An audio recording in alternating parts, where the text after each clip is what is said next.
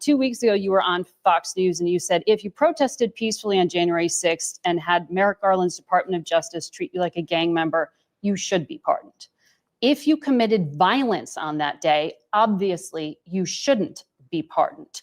Did you counsel the president against these blanket pardons for 1,500 people? Well, Margaret, I noticed, including those who committed violence. Margaret, I noticed that you cut off the thing that I said immediately after that. The full quote is that, of course, there are gray areas. And here's the nature of the gray area. Merrick Garland's Department of Justice denied constitutional protections in the prosecutions. There were double standards in how sentences were applied to the J6 protesters versus other groups. What the president said consistently on the campaign is that he was going to look at a case-by-case basis. This is blank. And that's exactly what we did. We looked at 1,600 cases. And the thing that came out of it, Margaret, is that there was a massive denial of due process of liberty. And a lot of people were denied their constitutional rights. The president believes that. I believe that. And I think he made the right decision. Not a lot of them.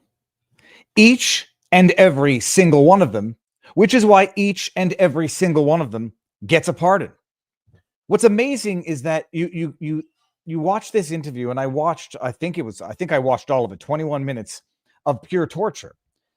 Margaret is an idiot.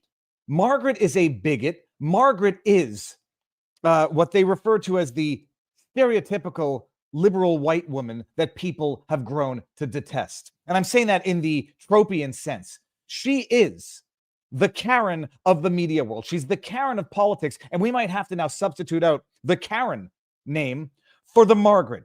Frankly, Margaret, I don't give a damn if you say that these illegals or become legals were radicalized after they were vetted and brought to America. I don't give a damn. But I got to think, every question that came out of her mouth was followed up by an argument, was followed up by her, before she went into the next question, getting the last word of basically trying to get J.D. Vance to say what he didn't say by summarizing. So you're saying this. Okay, moving on. It was journalistic retardation. We've got political retardation. We've got, what are the other forms of retardation that are suffered by the capital L left? And J.D. is just too smart for this crap. He's just too eloquent for this crap. Oh, you said blanket. It's a pardon blanket. No, it was issued by way of a pardon blanket or a proclamation, but it wasn't a pardon blanket just because he didn't go out and sign one pardon after another because there were too damn many, Margaret, because you locked up too damn many Jan 6 patriots to make Donald Trump get carpal tunnel syndrome, signing 1,600 individual pardons, although I think he might have actually still had to sign each pardon individually. You said you weren't going to go blanket pardon, and then he signed a proclamation pardoning all, even the violent ones, and she just didn't understand it. Do you condone violence on a police officer? Unless it's bona fide self-defense? Hell no. Will we ever know if it was bona fide self-defense? Hell no, because they were denied constitutional due process, Margaret, you airhead buffoon. And it's not just asking leading questions, loaded questions, arguing with him, unfairly, inaccurately summarizing what he didn't say leading into your next question, like the gotcha. Oh, so that's a no. Moving on. Oh, she's been like following the Hirono tactic. She's been following the Duckworth tactic. Oh, when you don't get the answer you want, just summarize it that way anyhow and move on. I'm sorry, I've got my 5 minutes. I'd like to go. JD is smart. He thinks on his feet. He's eloquent, which is the polar opposite of the mainstream media, legacy media, propagandist hacks like Margaret. I just tweeted out, be a J.D. Vance. Don't be a Margaret. And by the way, if it shows nothing else, it shows that J.D. listens to the people. He's got his ear to the grindstone or ear to the ground, and he knows what the people are saying. He knows what the people want. He knows what the people expect from his elected officials. And he's able to fine-tune his arguments, fine-tune his presentation, and understand what's at issue. But when I call Margaret the Karen of politics, a bigot and a racist, I need you to understand this. I have to suffer through this crap so that you don't have to. Look at her face. When you hear what she says here, you're going to understand what the face of bigotry looks like, what the face of racism looks like. A privileged, white, liberal, capital D Democrat with their pet projects who think that other people are just too damn dumb to take care of themselves. Karen Margaret over here knows what the southern states, what those states need. They need the big federal brother to help them because they're too stupid and poor to do it on. Listen to this. He said he may reform or eliminate FEMA.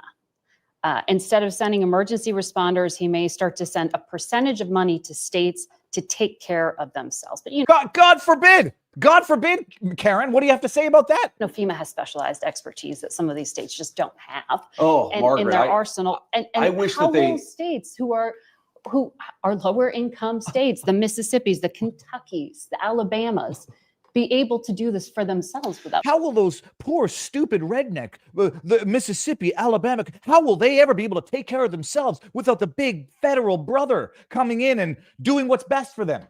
How on earth will they ever be able to take care of themselves? They need the expertise of FEMA, who we now know goes in there and says, oh, Trump supporters, you get to the back of the line. It's the face of bigotry, racism, and what makes progressives, capital P progressive. You are too stupid and poor to know how to deal with your own existence. We must do it for you. And we're going to come in, and you're still living in tents in some places in North Carolina. We will avoid your house if it's got a Trump banner on the front of it. East Palestine, hell, we won't even go there because it's too dangerous. We've got expertise. They've got expertise in money laundering. They've got expertise in pilfering taxpayer dollars to go fund illegal immigrants, crises caused by their immigration policy, and then lie to your face and say, no, we're not low on cash because we've been financing illegal immigrations. Oh yeah, but the illegal immigrant crisis has created a federal emergency requiring FEMA funds. Oh, they've got expertise, all right. They've got expertise in screwing things up and stealing your money. How are those? Just listen to it one more time. Listen to this. Who are lower and I wish how that they will states who are lower income states, the Mississippis, the Kentuckys, the Alabamas, be able to do this for themselves without federal help? Well, appreciate it. That is the face of bigotry. It comes with a smile. Holy hell, is that terrible. And there's more to it, but that's all I think we need to focus on today. It's like, you imagine, it's like Joe Biden and the Democrats, capital D Democrats, looking at the African American population of America and saying, I know you guys think that you like smoking menthol cigarettes, but we're going to go ahead and ban them because they're bad for you. And we know that they're statistically overrepresented, consumed by the Black Americans. And we know what's best for you. So we're going to go make them illegal because you don't get to choose what you put in your. You want to smoke Marlboros? Well, they know how to inhale smoke properly. You don't get to make that choice. Pet projects. Soft bigotry of low expectations. And it's not just racially based either. This is like culture. Oh, the Kentuckys. She put the emphasis on the Kentuckys. Those people. How the hell can they take care of themselves without Joe Biden's FEMA? Oh my goodness. Defund FEMA and defund Margaret. Be a JD. Don't be a Margaret. That interview was crap. All right. Now, I was going to say this before we get into today's show. There's a couple of last minute guests coming in. You may remember Jeff Rath. From previous shows, because we're going to go to Canada now. These were two issues that are in the news in Canada, in the sense that not because they're trending news, because they're time-sensitive issues. In Canada, we have had something of an Alberta report on the COVID response, very much akin to the select subcommittees investigation into the COVID response that I covered a couple of weeks ago.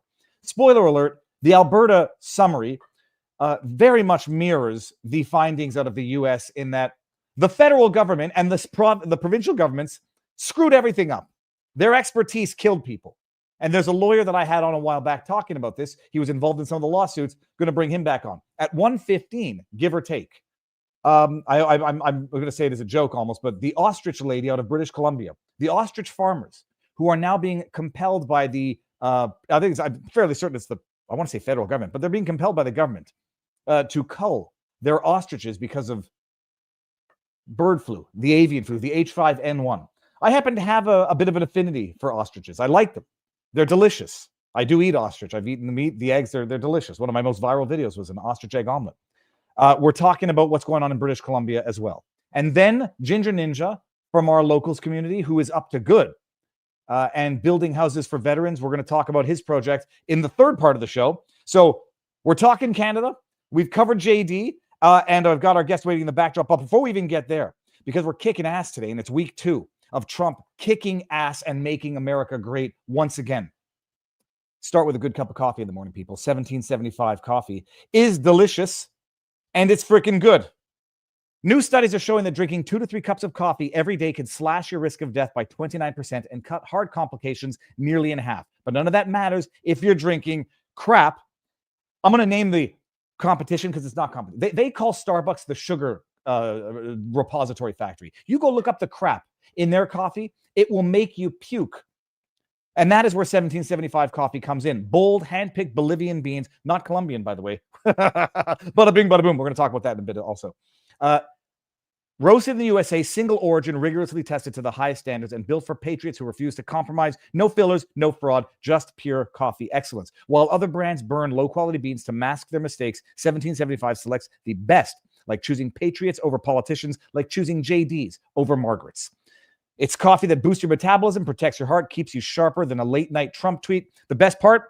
Every dollar you spend at 1775 coffee gets you entered to win a blacked-out 2024 Tesla Cybertruck plus $30,000 cash, built like a tank. The best is that this thing is apocalypse ready with the power to handle anything, whether it's your morning commute or the end of the world. Go to 1775coffee.com. Promo code VIVA gets you 15% off. Don't miss your chance to drive away in a blacked-out Cybertruck and potentially $30,000 cash in the trunk. And if I've learned anything from Dodgeball, $30,000 cash probably looks like 3 iPhones stacked on top of each other. So don't expect a briefcase if you get it. 1775coffee.com, promo code VIVA. A Rumble partner. Support the companies that support free speech. All right, now, getting to the Canadian stuff. We're going to take a break from the American stuff. The stuff that you need to know that you probably don't even need, you need to know, but you're going to know it anyhow. And by the way, stay tuned this week. I believe I'm going to get an interview with Enrique Tarrio. I'm going to be live streaming the RFK Jr. and Tulsi Gabbard confirmation hearings Wednesday and Thursday. So it's going to be amazing. Jeff Rath is coming in, although now I notice his name is Jeff Ray Rath. I don't know if he typoed his own name. Jeff, I'm bringing you in. Jeff is a lawyer. He's going to introduce himself, working out of, I want to say, Alberta. Jeff, satisfy my neuroses and tilt your camera down. Oh. Is it on your, there you go. Okay. And now, That's a problem. It's, I can stand. Is that better?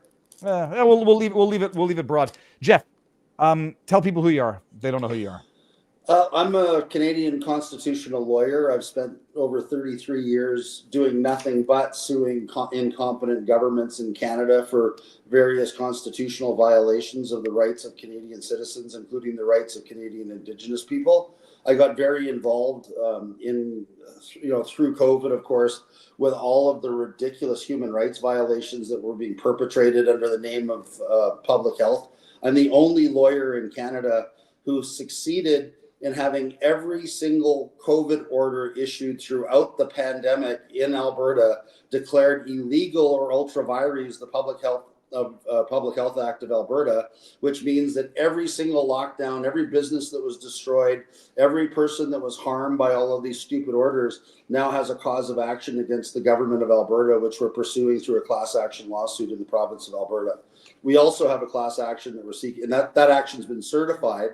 And the judge in certifying that action found that what the government did amounted to a plausible misfeasance in public office, and that's the basis upon which the action was certified.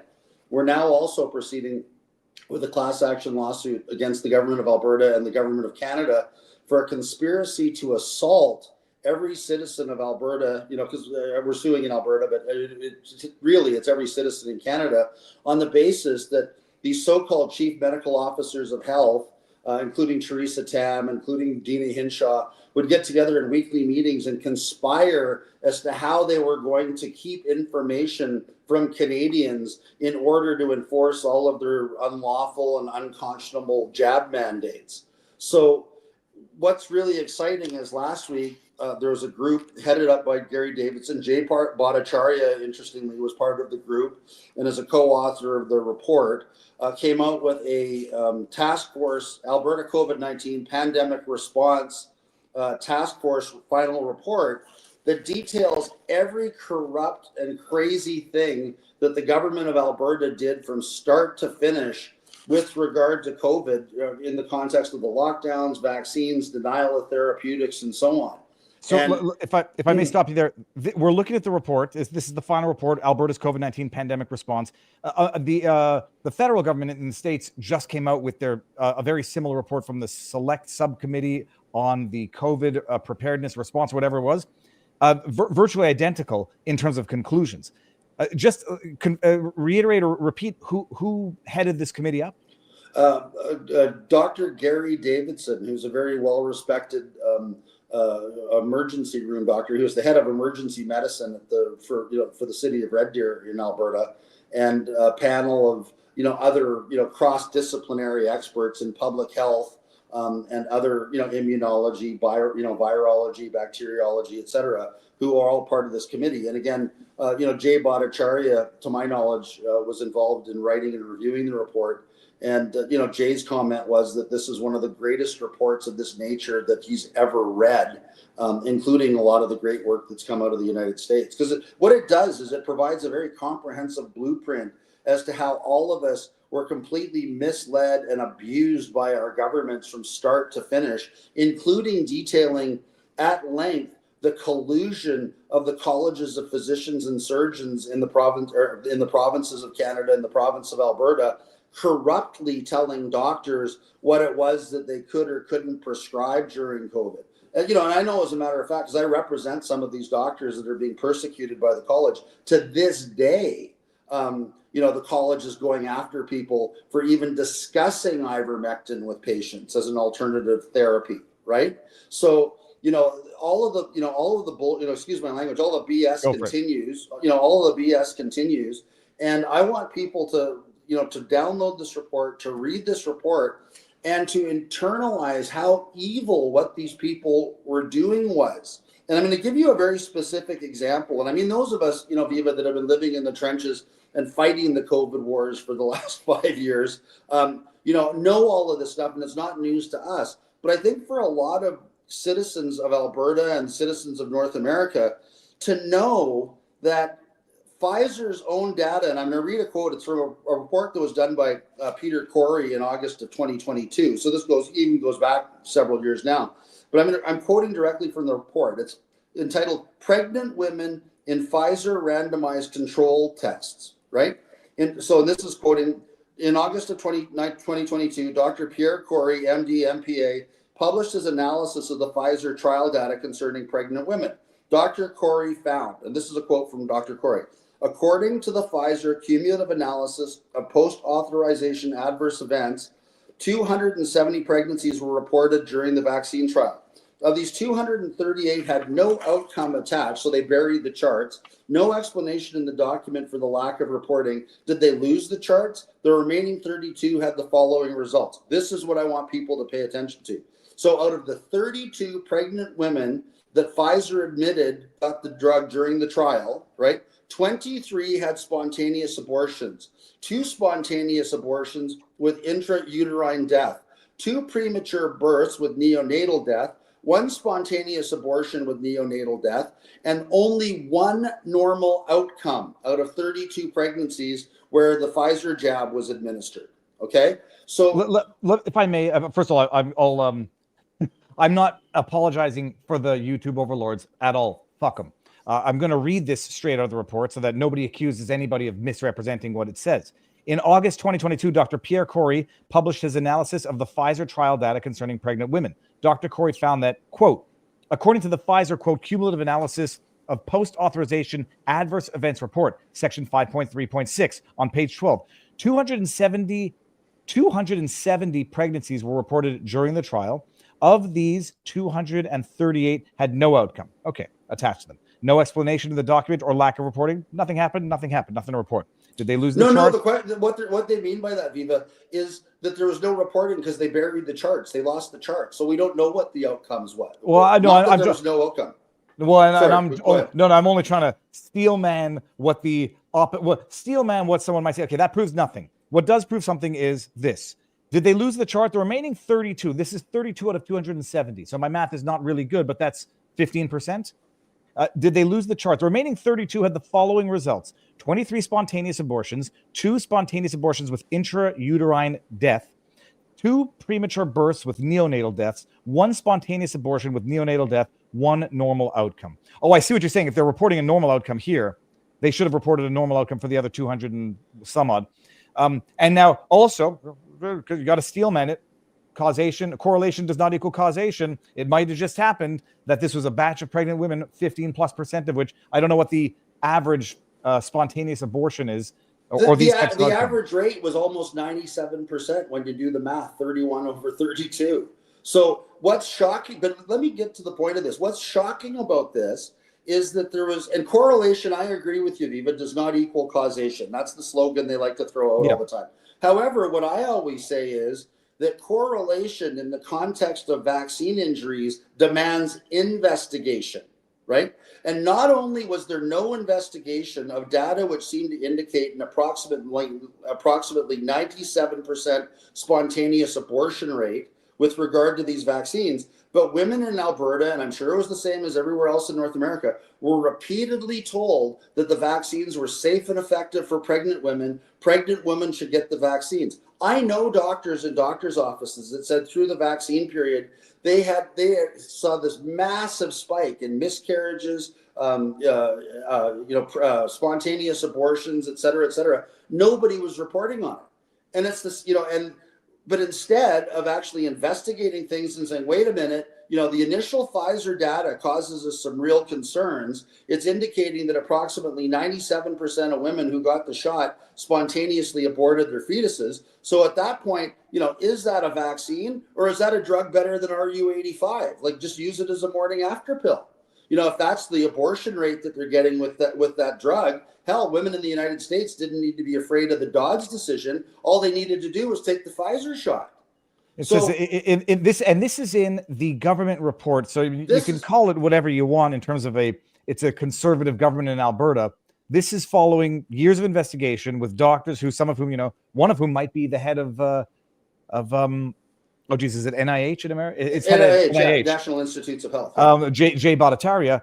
This is the government's report, and these are the findings. Now, oddly enough, a lot of these findings mirror closely the findings of the U.S.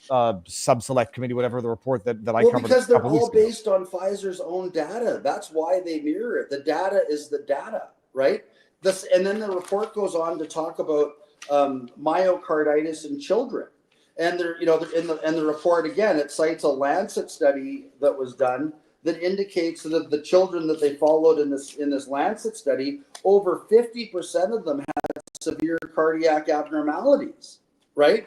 And then of the ones that demonstrated cardiac abnormalities, fully 32% of them couldn't return to normal physical activity levels after the shots. And 90 days after getting the shots, as many as 26% of them were still on cardiac drugs to deal with their hearts. And again, I've been talking to physicians in Alberta, and even small GP practices are seeing this huge upspike in cardiac events in children.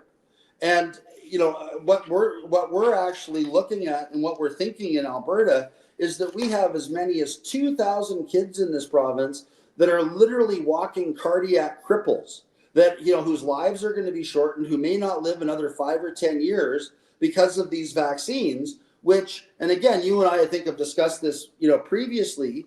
When you look at it, I mean, that is absolutely shocking.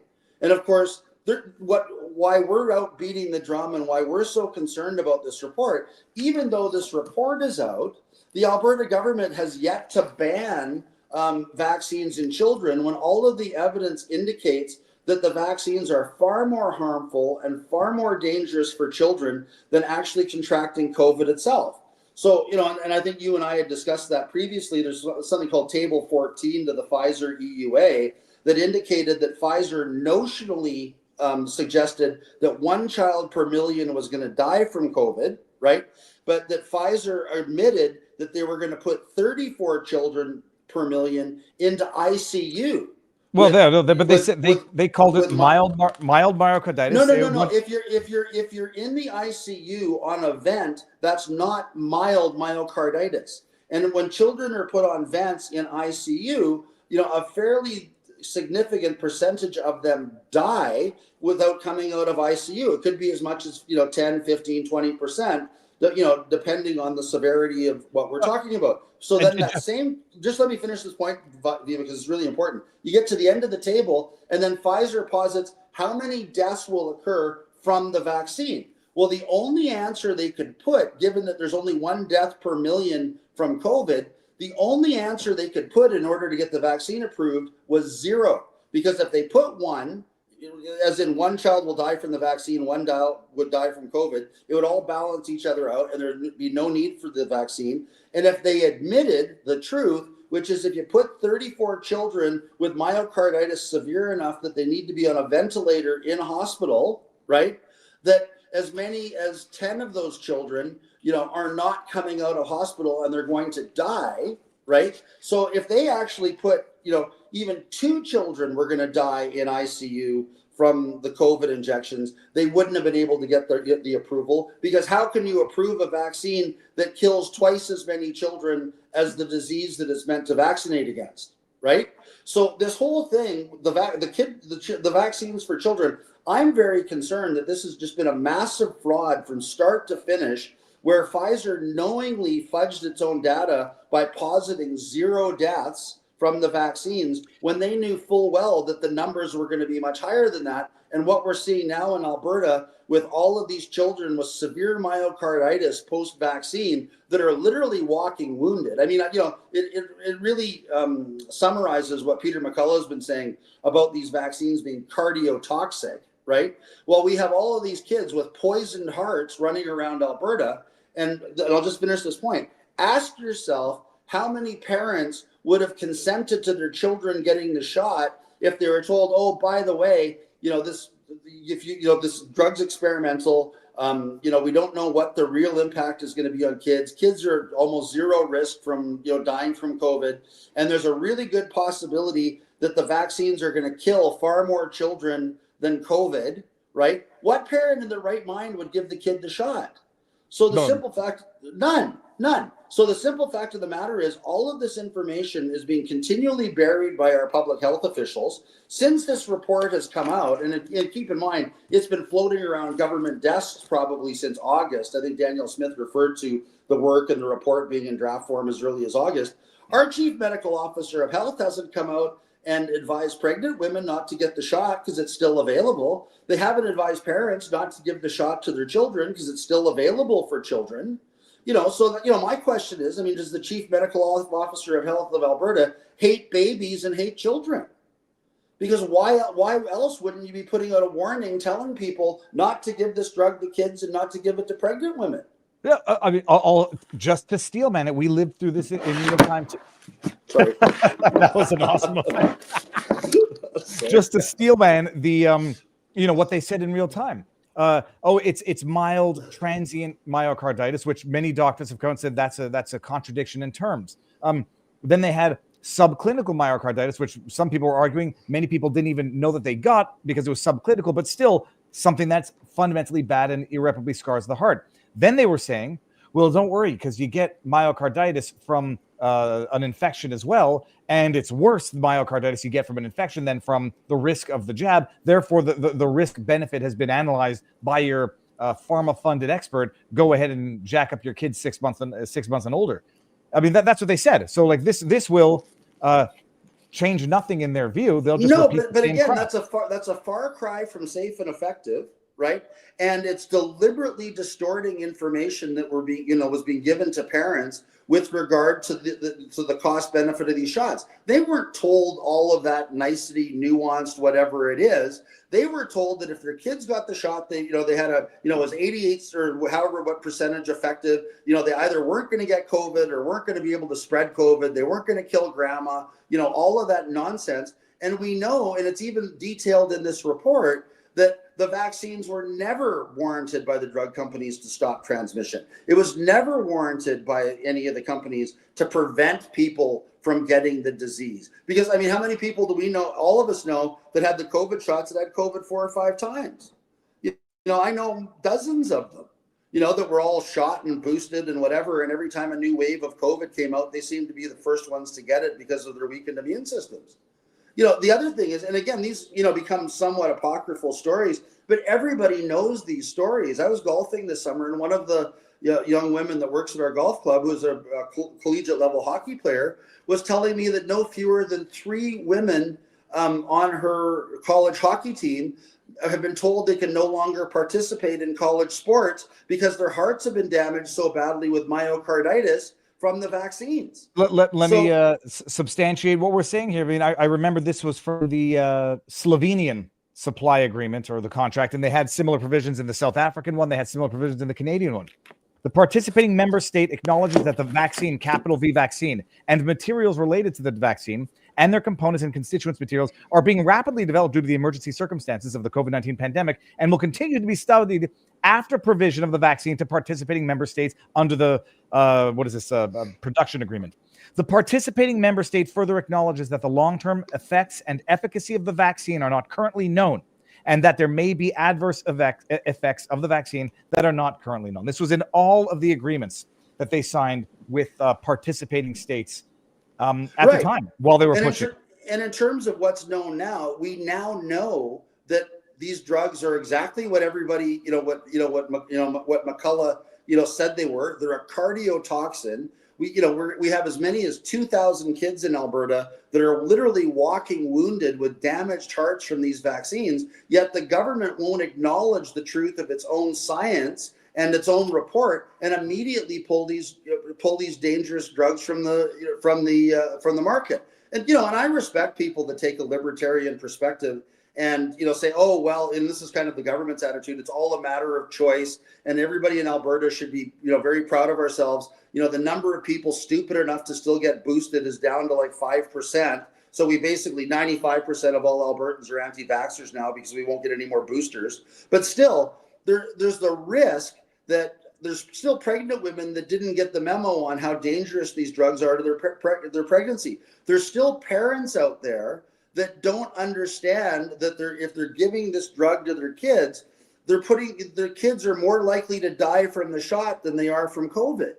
I want to read this. Yeah, I'm going to read this out loud. This is from Grok. And what's amazing is I'm sort of flabbergasted because the last time I remember the state conceding the myocarditis risk, it was health official Kieran Moore out of Ontario saying a very small risk, 1 in 5,000. Well, now this is from Grok and it's pulling the studies. According to Post on X, there's mention that Alberta admitting to a dose 2 myocarditis rate of Moderna in boys aged 12 to 17, 1 in 2,000.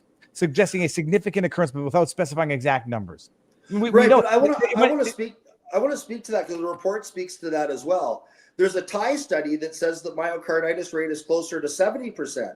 There's that recent Lancet study that I was referring to that's in the report says that it's close to 50%. But we have this one study in Ontario that says that it's only one child out of 5,700 and some odd that get myocarditis. And that's all detailed in this report as well. So what you have to ask yourself is, what is so different about the physiology of Canada or Canadians that makes Canadian children so much less susceptible to myocarditis than any other children anywhere else in the world? And the answer is there's no difference. Canada is a very representative of the global population.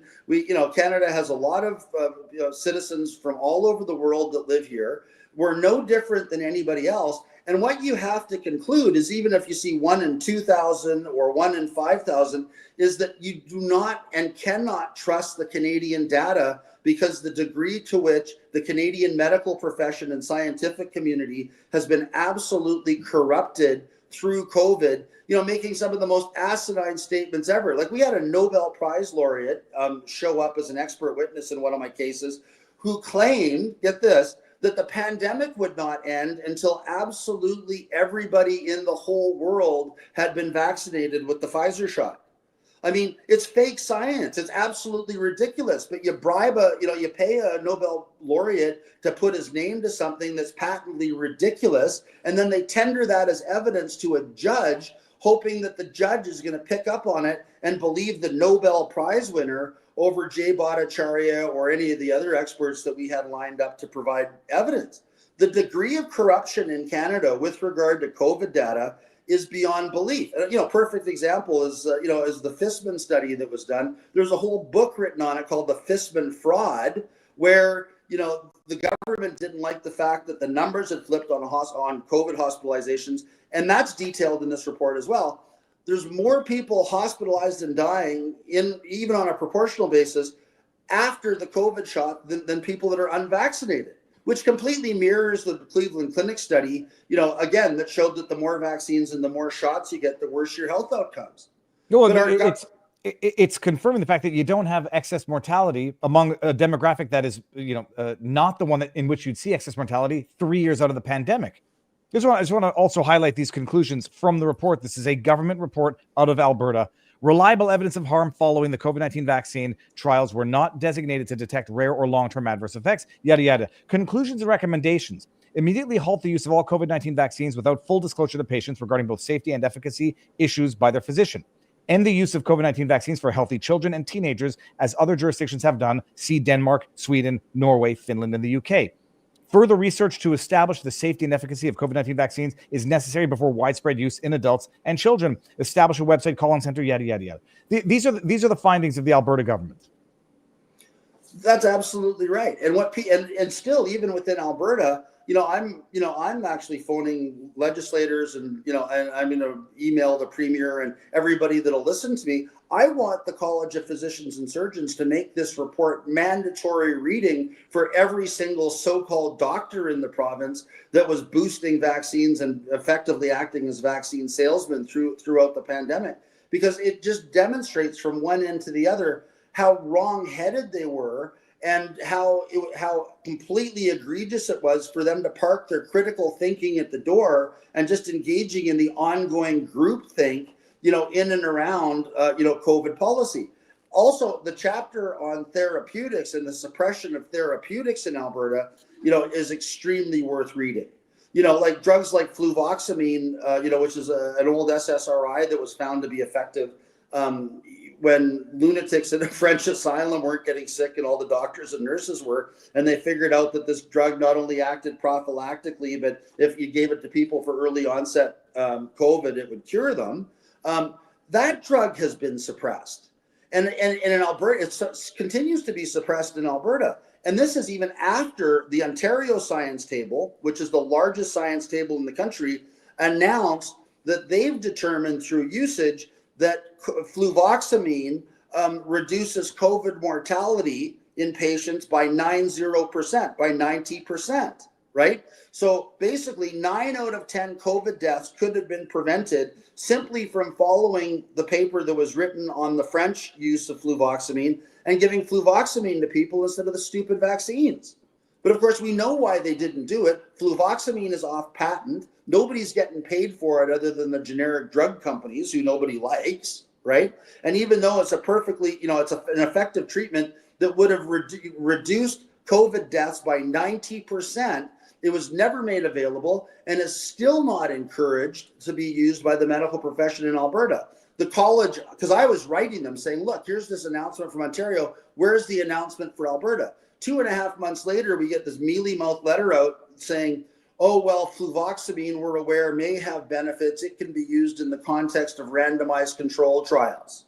Well, who the hell is going to pay for a randomized control trial for a drug that's off patent and that nobody owns anymore? Well, and that anybody can compound. There's that economic aspect to it. There's also the astroturfing or persuasion, or getting the world at large ready for the big tech, medical, whatever you want to call it, techno-tyranny that's going to come with mass vaccination for every crisis that comes to be. Like they're talking about now with, with other stuff, but with the avian flu, with the promises of the future of mRNA. This was not just the test run, but this was conditioning society to believing that science is better for you. But science knows better how to treat an immune or deal with an immune system than Mother Nature. But if anybody wants to see a blueprint on terms of how all of this is done, this Alberta paper takes it, or government report takes it from soup to nuts as to how they got away with it, including co-opting the regulators and having doctors at the College of Physicians and Surgeons, none of whom have practiced medicine for dozens of years. If they were doctors in private practice that hadn't practiced medicine for years, they wouldn't hold medical licenses. They'd be told to go rewrite their medical exams, right? But you've got doctors that wouldn't even qualify as doctors if they're in private practice, telling practicing physicians who are seeing patients in real time, how to treat the illnesses that are in front of them on the basis of sound medical principles, which includes the provision of off-label drugs, which have been shown in other jurisdictions to ameliorate the symptoms or cure the disease in question. So, I mean, from one end to the other, this paper just documents how, government, the regulators, the medical profession, et cetera, have all been co-opted from one end to the other, and people still don't want to tell people the truth. I mean, Canadians and Americans need to be really angry over all of this. And certainly if you're a pregnant woman who had a miscarriage after getting a vaccine, you should be getting together with other moms and a mob with angry pitchforks and marching on the legislature. I mean, it's absolutely atrocious that this was done, and that to this day that the governments are not, withdrawing these drugs and warning pregnant women not to use it. I guess Jeff, the only benefit. Go ahead. Oh no, I was just going to ask you. Are you on Twitter or X? No, I'm not. I have a Substack that's I write from time to time. It's called Conspiracy Facts with Jeffrey Rath. It was very tongue-in-cheek. I started early in COVID.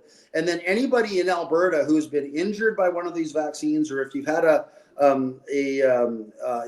a business that was shut down and you're bankrupted or lost money as a result of the COVID lockdowns, we have a website set up. It's rathandcompany.com. So rathandcompany.com, and you'll see two tabs there, one for the class actions, one for the business class action, one for the vaccine class action. And just please provide us your contact information. Let us know how it is that you've suffered. We'll make sure that your data and your information is protected and brought to the attention of the courts, when it's appropriate to do so. And then by signing up and providing your information, we'll be keeping you up to date with a monthly newsletter in terms of what's going on with both the business class action lawsuit and the vaccine class action lawsuit that we're pursuing. But needless to say, this government report that came out on Friday completely verifies everything that we've pled in our pleadings in terms of what went on from end to end with regard to the pandemic. And in terms of the role of the colleges of physicians and surgeons, literally telling doctors how to engage in malpractice throughout the pandemic, contrary to all known medical ethics, that chapter in and of itself is a must read for anybody interested in how the hell this happened to us. And it can never happen again. From your mouth to God's ears. Jeff, let me see. So you need to start an X account, obviously, so we can share that. But I'll share the link. Send me the link to your Substack afterwards, and I'll blast that around as well. And which lawsuits do you have currently pending right now? Well, right now we're doing the business class action lawsuit on behalf of all businesses in Alberta that were illegally shut down and lost money. And we're doing a vaccine class action lawsuit, which from my perspective literally applies to everybody who was lied to and had a needle stuck in their arm. Because what we're saying is that by lying to people about the safety and efficacy of the vaccines and having all the chief medical officers of health colluding to keep information from people under the guise of preventing vaccine hesitancy, what they were really doing in a legal perspective, if you think of the consent forms you have to sign every time you have a surgery or medical procedure, they were conspiring to commit assault. So our governments were conspiring to assault us with a drug that wasn't safe, wasn't effective, was extremely dangerous in some circumstances, young children, pregnant women, et cetera, et cetera. And, I think that they need to be held to account, and that's what we're trying to do. Oh, and then the other one, interestingly, we're involved in a fatality inquiry where a relatively young Alberta man who died from capillary leak syndrome. He bled to death through his lungs after receiving an AstraZeneca shot and then a Pfizer shot. And the chief medical examiner and the other health officials, of course, have been doing everything they can to to keep anybody from coming to the conclusion that he was vaccinated to death. So of course we're moving that forward, and in the form of a fatality inquiry, and we're going to be putting evidence to the court to demonstrate that people have literally been vaccinated to death in this province. And it's time for the courts to tell the government, if the government won't stop on its own, it's time for the courts to tell them to stop. All right, amazing stuff, Jeff. So we'll be in touch. We're going to do a follow-up. We'll do a follow-up as there is stuff to follow up on. But everybody, the link, I sent you the Substack link.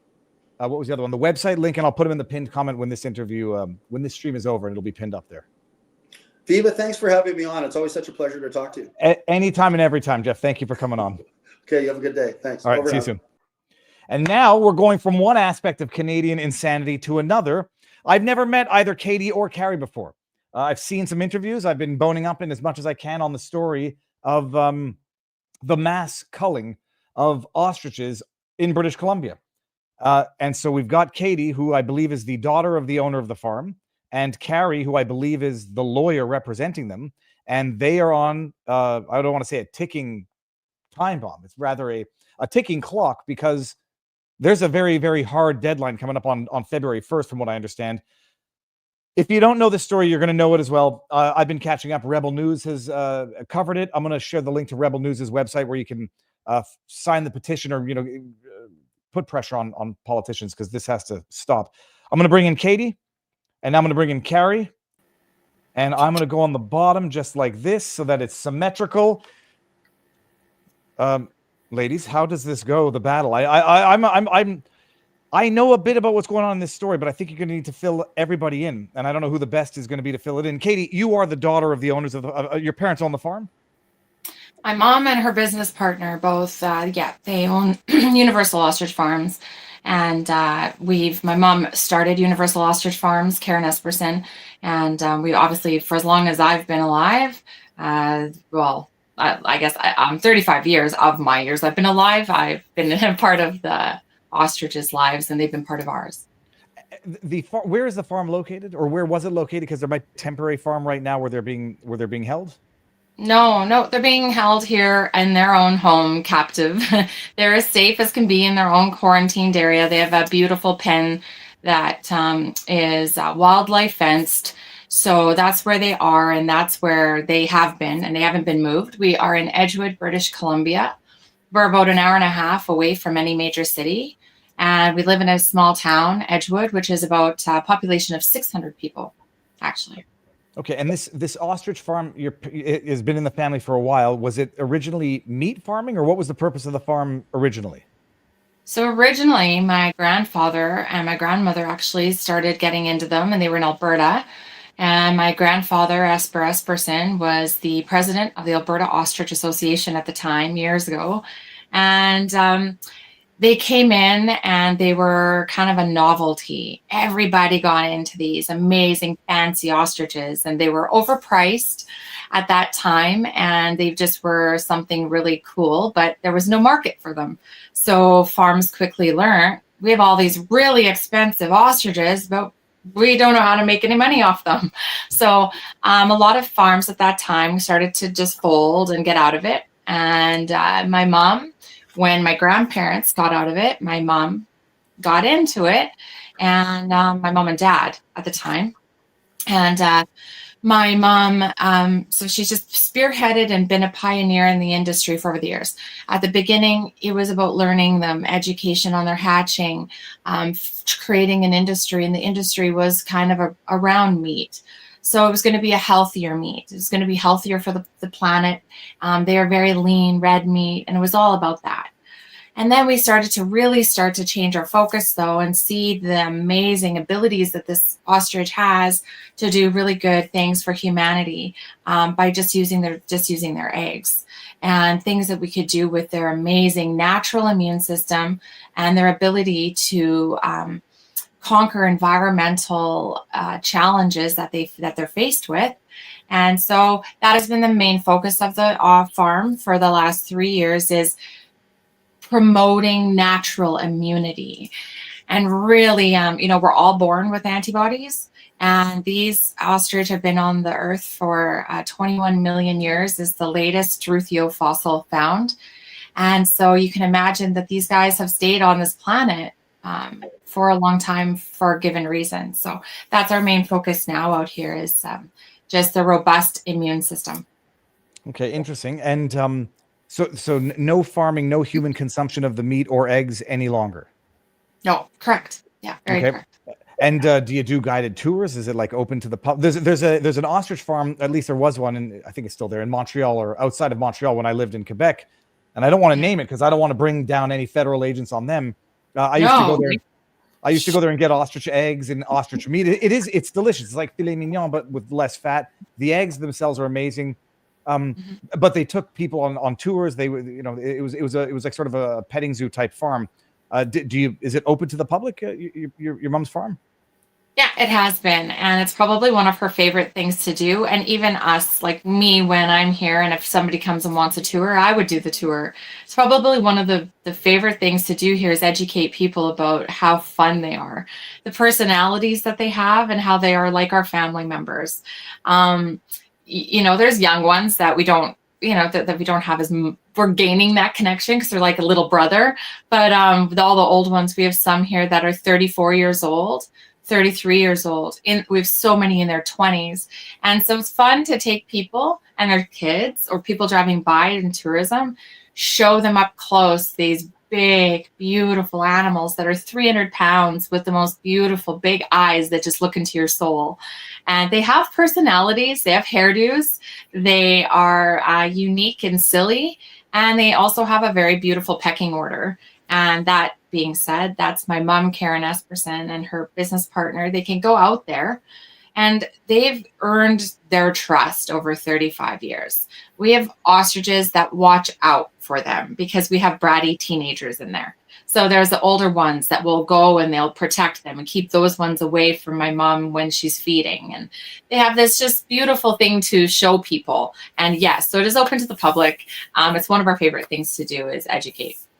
I remember reading, and it's a fact, you'll tell me if it's wrong, that in a fight between an ostrich and a lion, it's 50-50 because ostriches can disembowel anybody and anything with their talon leg kicks, and their legs are just massive tree trunks of muscle and lethality. They kick out and they drag their nail down. And that's their fighting mechanism. So they would punch out, drag down, and they can use that nail in the wild to disembowel a lion. Yeah. All right, that's why I don't get too. Yeah, but they live to 75 years old too. So we'll get away from that fact and say these guys have a lot of years left in them, and that's what we're fighting for. Is a lot of lives, a lot of years left. You've got 400 of them on the farm. Correct. Okay, now I guess we bring in Carrie. You're an attorney, correct? No, actually, and I want to make that very, very clear. I get into enough trouble, let alone with the law societies, please. No, I'm litigation manager for the family and the liaison. As you can imagine, there's so much information. Right now, the lawyers do not have time to be doing interviews because we're trying to get into court to get a stay of execution, if you will, with these animals for at least 30 days so we can get all of our, I was going to say ducks in the row. There's just too many, puns available, run afoul of the law and such in this case.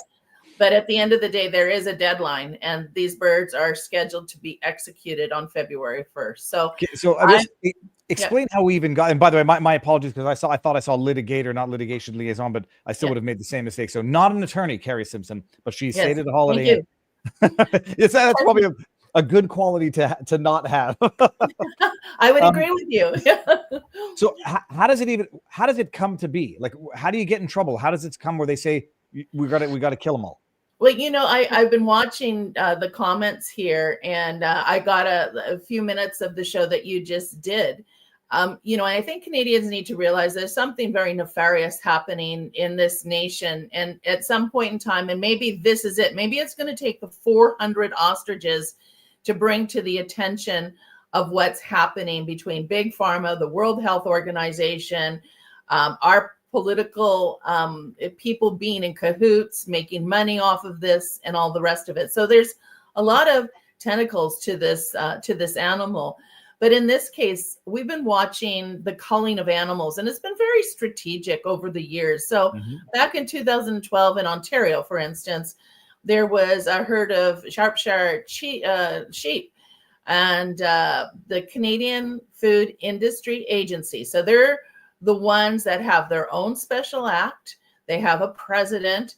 They are under our Minister of Agriculture. So there's two pieces of legislation that are very paramount in this, the CFIA Act and the Animal Health Act. They've been, culling animals for no reason for a long time. There seems to be this stamping out mentality. So in the case of the sheep, there was concern over scabies. And of course, the only way you can test for scabies is to kill the animal in the post-mortem test. So once they had a kill order, a group called the Animal Peace Corps, if I recall correctly, kidnapped the sheep and put them in hiding. Regrettably, it wasn't too long before those hidden sheep were found and killed, and they were found not one of them had scabies. But the people who kidnapped the sheep were then charged under this act, the Canadian Food Inspection Act, because if you get in the way of these agents, you can be charged with conspiracy, for instance, to defraud a public service, obstruction of a CFI agent. So there's a lot of power here without a lot of accountability. And, that power without accountability is a very dangerous component to any nation, especially Canadians who value freedom and liberty. And, the government overreach can only go so far. And we've seen this tendency, whether it was through the COVID situation, this situation, and in a lot of other situations, where my interest was this is last year I wrote a report on premise identity. So many provinces have now moved and created laws that every animal with livestock meat protein specifically has to be registered and accounted for. So those people with 4 chickens in their backyard in the city, they must now register those animals. The government wants to know every animal that you could possibly eat and where it's located. In Alberta, they're assigning units, so they're limiting people on what they can have. So this whole control mechanism that we see very well, directed through the 2030 agenda is coming very much to fruition here. So this is part of that. It is the psychological conditioning of create fear over the avian flu, kill all the animals to show people how dangerous it is, when in fact, avian flu has been here for a very long time. And yet killing healthy animals, I would hope we are advanced enough as a society now to know that there are other mechanisms available to test healthy animals and save them from being executed in this fashion. Well, and also just to state the obvious, ostriches are flightless birds, so it's not exactly like they're migratory birds that are going to go infect other flocks or infect other I don't know if you call them herds of birds. Can I just address that, because that's one of the key things here. We have the opportunity to have a living laboratory right at the midst for the whole globe to watch. These birds are not contagious as far as being close to other commercial poultry. They're isolated in this little place called Edgewood, BC. We have statistical and scientific background already on these animals. We have DNA from them. We know them. We can study immunity here. We can learn. I mean, everybody knows by now vaccinations are not the way forward. They don't work. If they do work, they only work for a certain amount of time.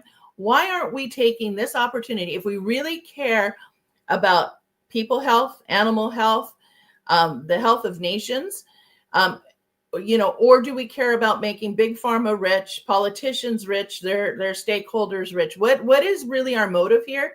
Because if our motive is global health and well-being, then this is a perfect opportunity to study whether or not natural immunity has a future. Can we contain those antigens? Can we isolate them and pass them on to younger birds to see whether or not they build natural immunity through that? There's so much opportunity here to do something good. And this government is saying, we don't want that to happen. We want to silence these people. We want to break these people. We want to kill this experiment, meaning the execution of these 400 now healthy birds. Let me emphasize the birds, the population there, we haven't had any deaths. There is a healthy population there now. Well, and let's back it up all the way to the beginning. How do you guys even get on the radar for this government intervention? Do they from what I understand, 2 ostriches did die a while back. I don't know how long ago, and they were infected, or is that wrong? That's right. Yeah. So that's correct. But we'll go back to this all started mid-December, but we're going to back up. I'm going to go quickly to 2020.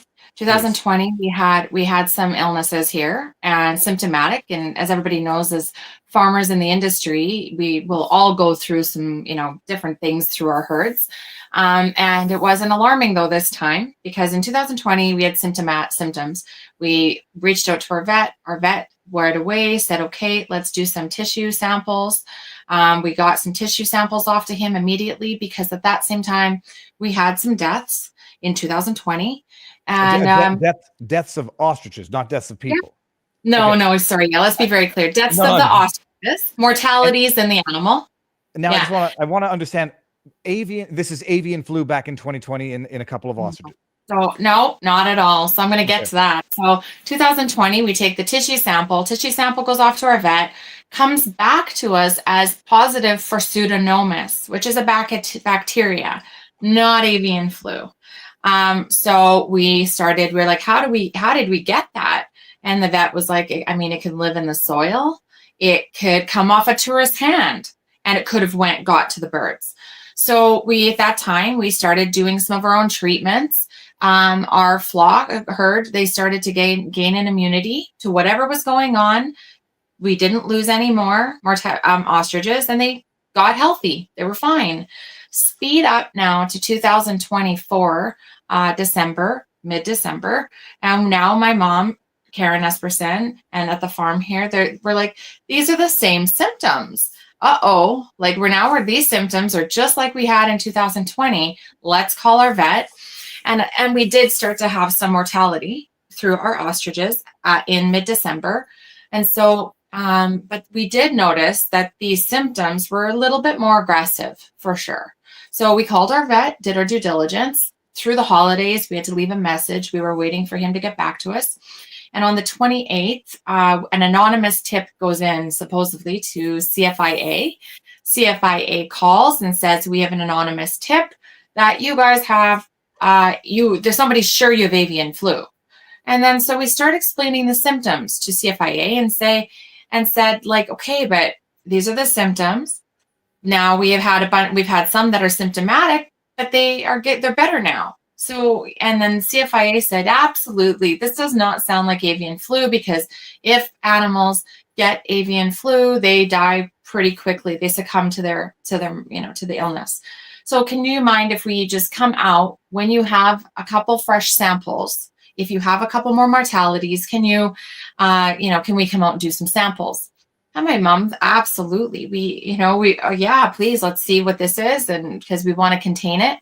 At that time, we'd already started our own protocols. I want to be clear. We're a farm with a lot of history and our knowledge. So we already start, any ones that are kind of not feeling well, we start moving them into their own area, take care of them. CFIA, we call CFIA when we had 2 new samples. So these are 2 new.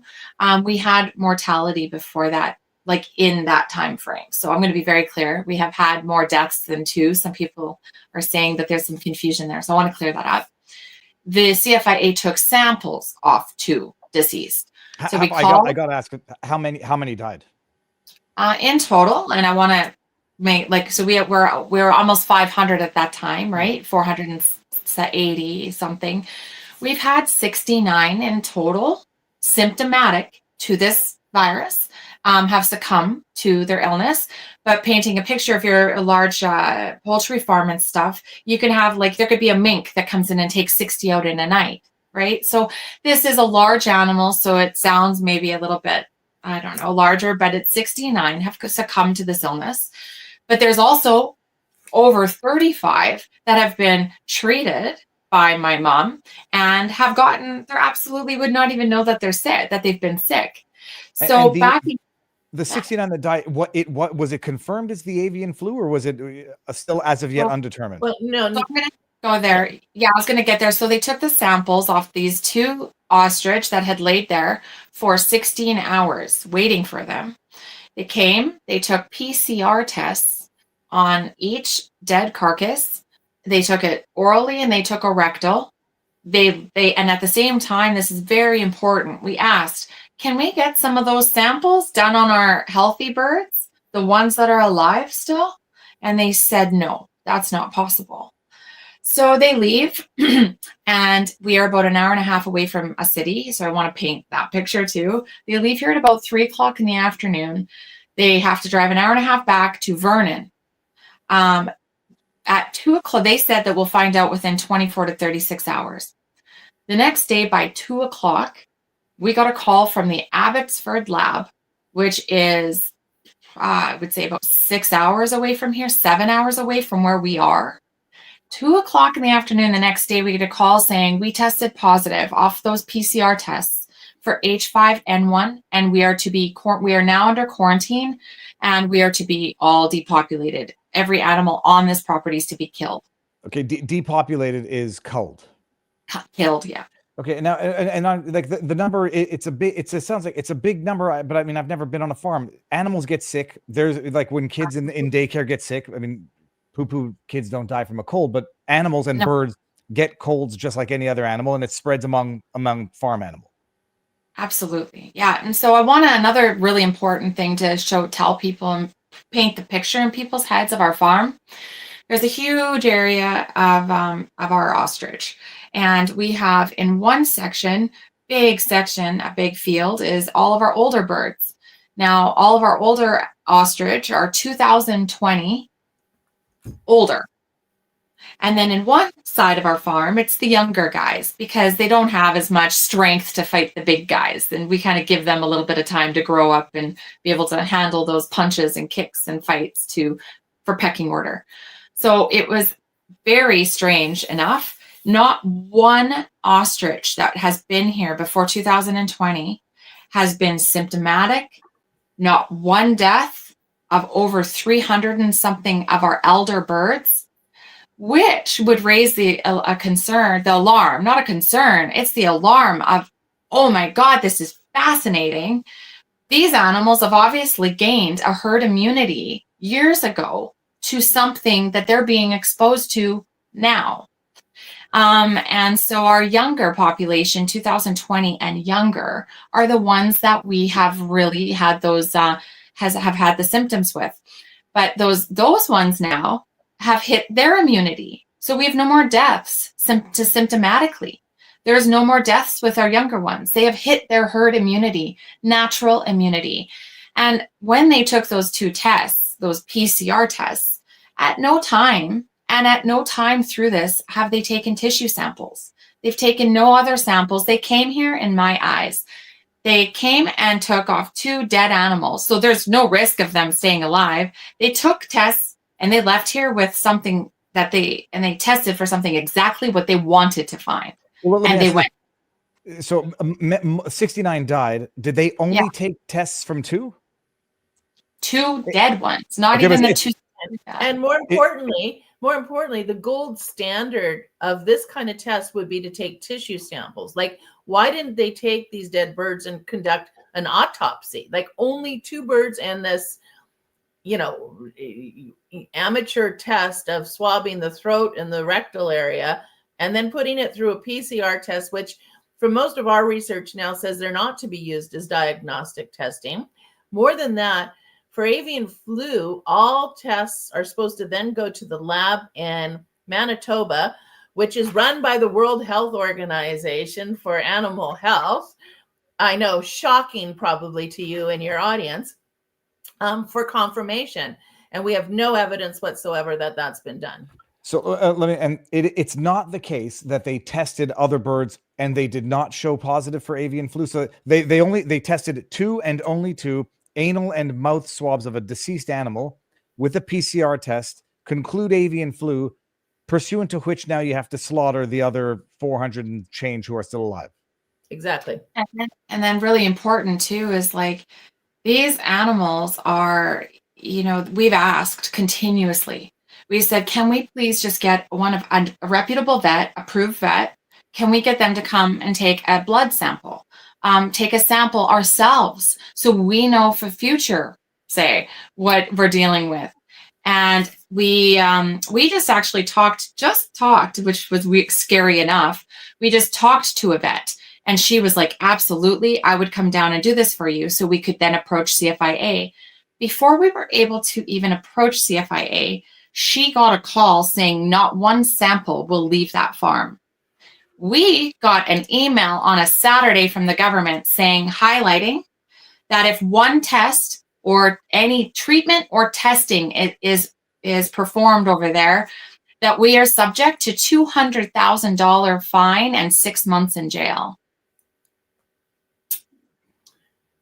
So we should say at this point too, there is a team of researchers, of immunologists at UBC that has come together. We've been just so amazed, grateful, and overwhelmed with the amount of support from experts in the fields of immunology, testing animals, the vets. Everybody's willing to help. Everybody's willing to, how do you want us to transport the samples? You know, we'll follow your protocols. Just let our labs, you know, and you can imagine the labs at UBC probably know the protocols for, you know, containing pathogens, right?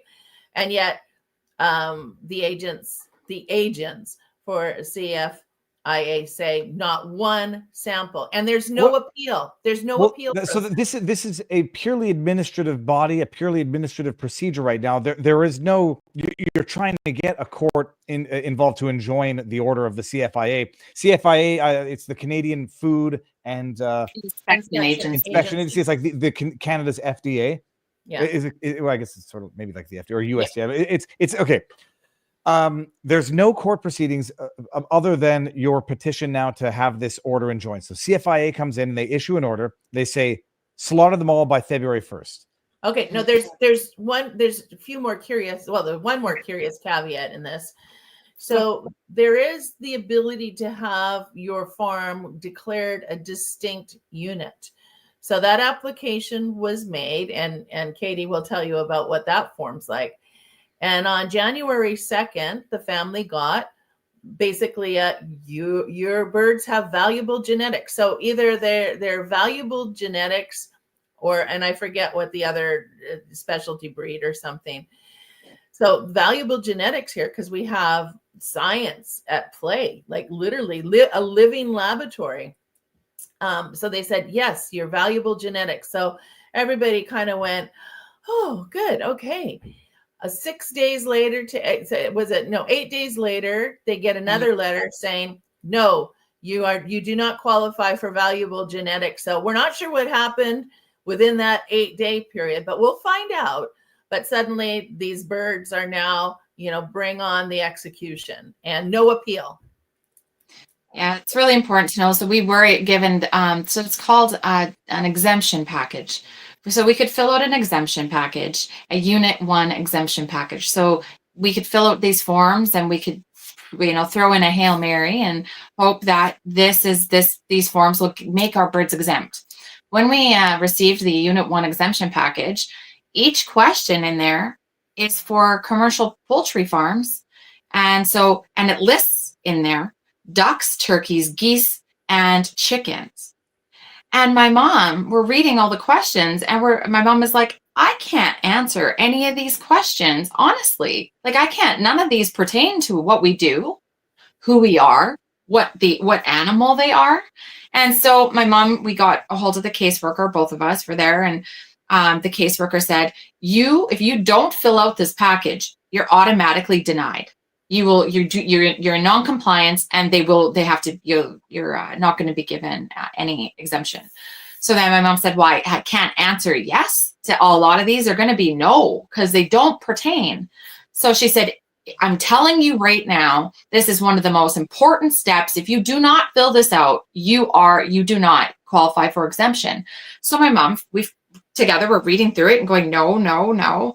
And a couple days later, January 10th, we get a notice. You failed to complete. You failed to meet any of the standards or the questions, and you are set to be called February 1st. And in there too, it says right underneath, it says this is not subject to appeal. So they take away our rights to even question that. And then right below that, sickly enough, they send us a mental health link and say we're going to need it. And then, yeah, like that's a whole new one. I just want to ask how do you euthanize an ostrich? So this is it's just more, this is more sick. They expect that these healthy animals out there now, that my mom, Karen, and her business partner, Dave, they're supposed to go out there and humanely look each one in their big, beautiful eyes some of them that they've had for 34 years, 35 years. And they're supposed to kill them by their own hands.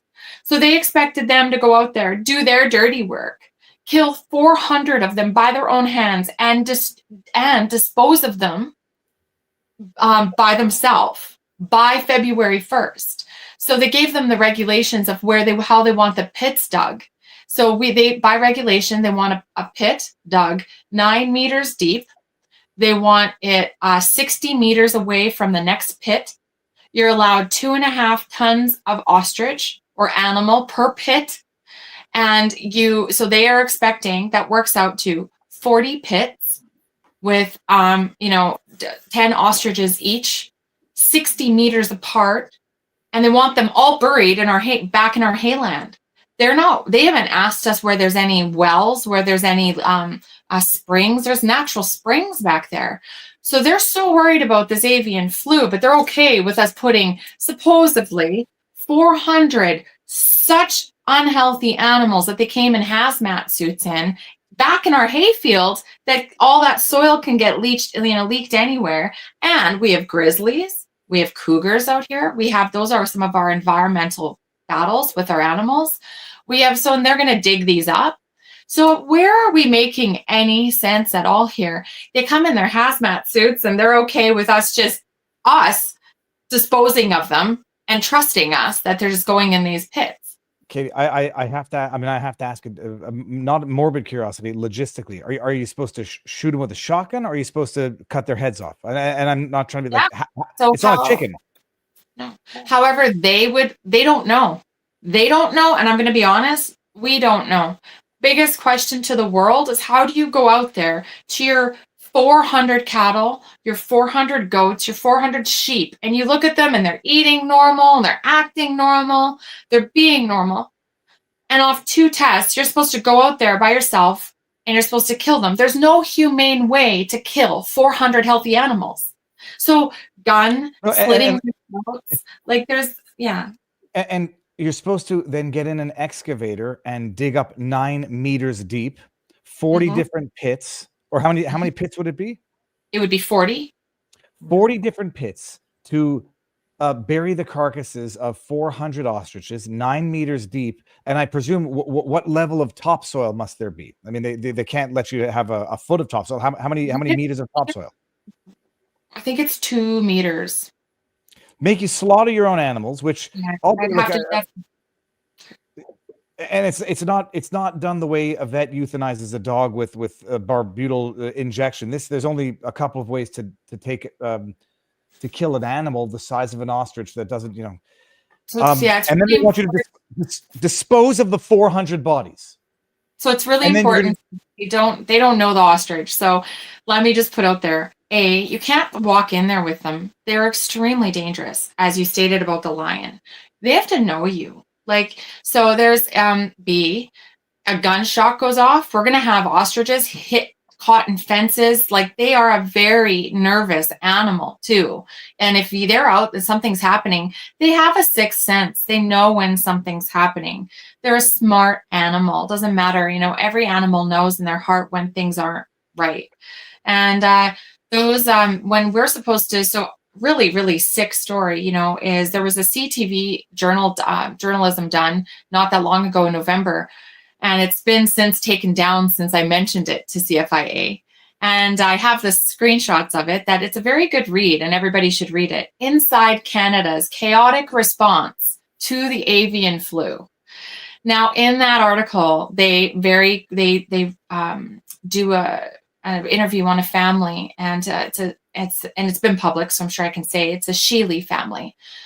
And these poor people had an exotic bird farm, and they came in and said, you have avian bird flu. I don't know exactly how that got laid out, but they had it. They give them two options. One, you're going to watch your birds die a horrible death. They paint this picture, and you do not get compensated. Two, you walk away. You let us bring in a third-party contractor killer. We will kill them all for you, and you will walk away with compensation. So this family, nicely, they want this little family, like a wholehearted family, little farm like us, walk away from their animals that they've loved for their pets. And they came home to blood up the walls, blood all over the ground, heads of their exotic birds left behind, some of their birds not even fully dead. And it was traumatizing for this family. And I explained that. I said, I'm reading things like this, I said, to CFIA, because they said to us, if we don't kill them ourselves, they're going to bring a third-party contractor in here to kill all of our animals for us. And I said, how do we have any trust in you? Like, look at these articles, look at this. And 3 hours later, that article was not to be found. It is it's the most it's beyond inhumane. Now I'm just trying to steel man things here. The concern is, even though they're flightless birds, other migratory birds can come through and pick up their feces and whatever, so they can spread it that way. But you raise a good point. Another good point. Yeah, when the agents came out from CFIA, again, if they were really interested in finding out the science behind how are birds getting infected and such, why didn't they take samples from the water? Why didn't they take samples from the feces left over from the wild ducks? Well, why didn't they test the... Just to highlight the absurdity, because if that is the concern, to make you put these carcasses in pits where they will get dug up, it will go elsewhere, doesn't resolve the problem if they are in fact contaminated to begin with. You're currently not open to the public, not doing tours right now, obviously. No. So we take our protocols very serious. I want that out to the public. If there was something here, the last thing we want is to make anybody unsafe. But two, their tests, and so when the symptoms came to the farm, it was due to 300 to 500 mallard ducks because of our abnormally warm winter. They landed in the pens, and they started going and eating out of their buckets and eating out of their feed buckets and then pooping in their feed buckets. And so the ostriches, the young ones who didn't have that immunity, they were starting to get sick. When CFIA was here in our kitchen, they came up to our house and, had a visit at our kitchen table. I said, what are we doing about the mallard ducks that are going to fly away? The migratory risk of these animals that are just going to the next farm and the next farm and the next farm. Killing our 400 is not going to solve this problem. And they said, nothing. That's wildlife. This is absurd. What would you do? Go kill every migratory bird in the world? Well, and I said, right? No, So that's what the websites say to do. You got to cull them. You got to quarantine off the entire area. Any migratory birds, trap and kill them. I'm just looking up in real time. This is what it's. So then we said, hey, don't we need to try to stabilize the migratory risk of the flight of the migratory birds and their major flight paths? And anyways, they're trying, in my view, they're stamping out natural immunity. They have a stamping out policy, and that's what they call one is sick, they're all dead. So they're not stamping out a virus. They're stamping out natural immunity. And we need to be really afraid, because now Carrie can go into that's the next 400 cows down the road. That's your 400 goats. That's your 400 sheep.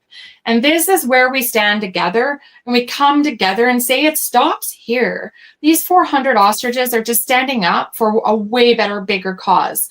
And that is, they're saying, if you're not going to let us do independent testing to prove it wasn't Pseudomonas again, then you know what? They're coming. This is a bigger agenda. $590 million got allotted to Moderna for you to roll up your sleeve and take another bird flu vaccine. They're afraid that we're actually, now that they've said that we are so at risk with avian flu, but our ostriches are all getting better and healthy, that goes against everything they're trying to put fear out there in the world. Well, I want to say our priest says, it seems like it's less about health, more about bankrupting a farm. No, to me, it's like it's about creating the terror that they created in the early days of COVID, and say, look how there's one confirmed case in all of Canada, a British Columbia, was it a British Columbia kid? Yeah, one confirmed case of H5N1, a teenager in British Columbia. One who had no link to any poultry farm or anything. So they want and to slaughter 400 ostriches. Not for meat, I mean, that wouldn't be any easier, but at least it goes to sustenance. Is horrifying. They can say, look how serious this is. We're making progress. We got that one kid with H5N1, whatever. Now we get to slaughter all these chickens at the drop of a hat. So you petition the courts now. I guess there's an emergency injunction or a provisional injunction. We're hoping to get into court this week. Of course, it was very much a challenge to find lawyers because nobody has really challenged this to the max. And I put a legal team together on this. I want this legislation governing this kind of tyranny and abuse of not only animals but of people to be brought into check. I mean, we all need animal health regulations, but they must be fair. Yeah.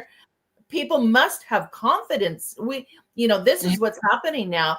Anybody with dead poultry will not be calling or going to their vet. I mean, well, that was my question. It's like, first of all, I don't even know. Like, I don't own a farm. If a dog dies, I don't even know if I want to find out why the dog died. I would just cremate it and keep its ashes or his ashes. Yeah. Like if a chicken dies, if an ostrich dies, I mean, I guess from a responsible perspective, you go and you find out what it was to make sure it's not contagious. But true, who the hell in their right mind is going to get? I've always said it. The second you get any of the authorities involved, they get their claws in, and they are the proverbial blob, and they'll eat everything. So the latest from them, and the world needs to hear, is they just came out a couple days ago, and they did, or on Thursday or Friday, I think it was Friday, sorry, and they came and did protocol check. Well, no problem. We're happy to show you our very stringent protocols and how we're following. Wait, Katie. They were coming 2 days before this visit. So bless all the people who are concerned. There was a nice little reception committee there waiting. Video record, is essential in this.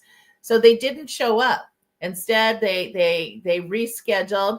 And they said, well, we'll let you know the morning of when we're coming out to visit. Now, remember, they have all power. They can go in, they can do whatever. So this time, though, they notified the RCMP because they feared for their safety.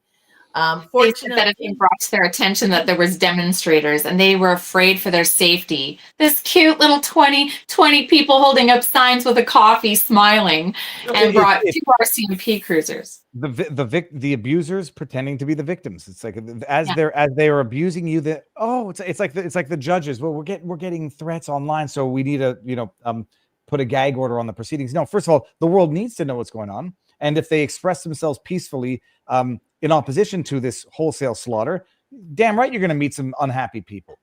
So when they came out a couple days ago, they made us very aware that come February, this is a new level. Come February 1st, they wanted us to be very clear.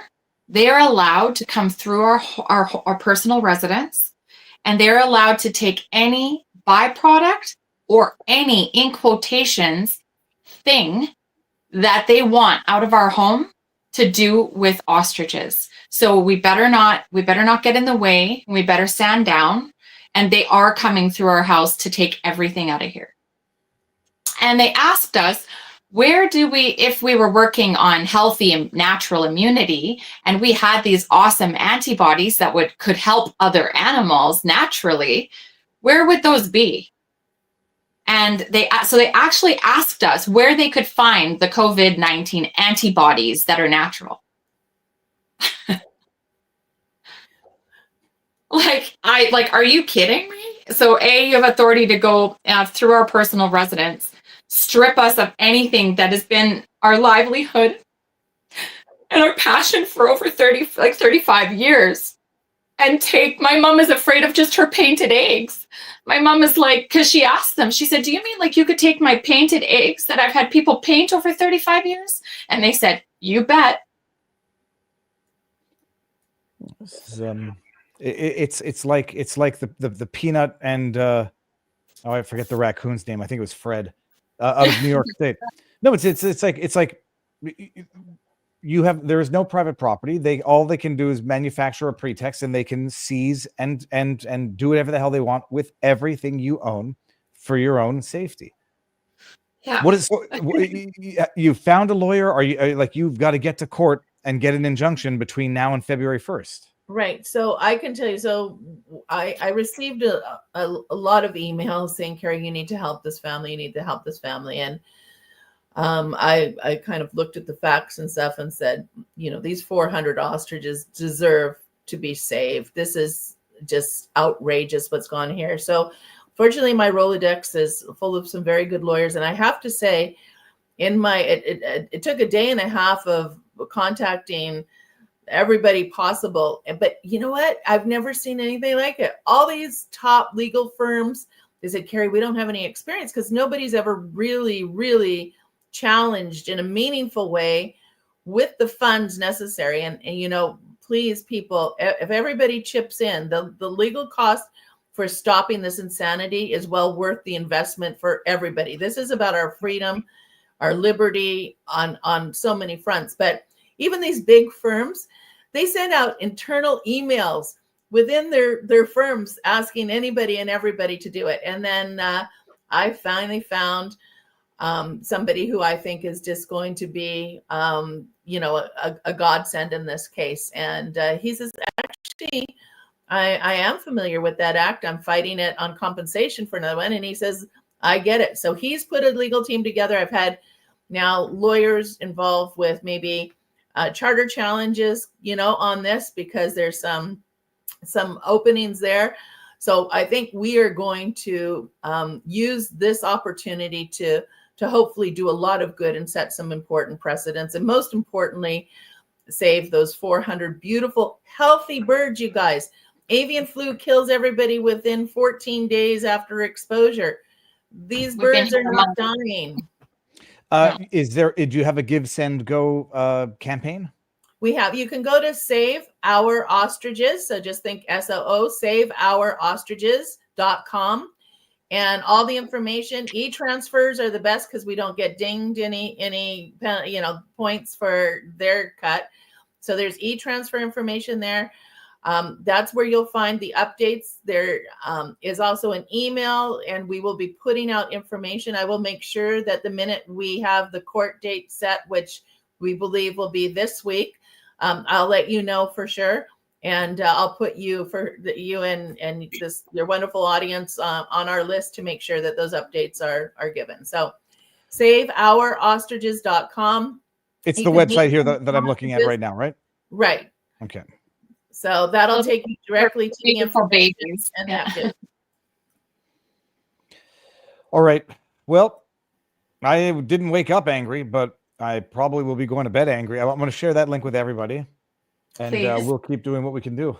And you know what? It's a righteous anger. And, you know, I tell Canadians, because they're so conditioned to be nice and peacemakers, we are in a time now where Canadians have the right to be righteously angry. And I use righteous in there because what's happening to this nation, what's happening to every person is not what it is to live in a free and sovereign democratic nation. And this issue, whether it's 400 ostriches or, you know, the coercion and manipulation that happened with getting Canadians to inject an experimental concoction into their arms.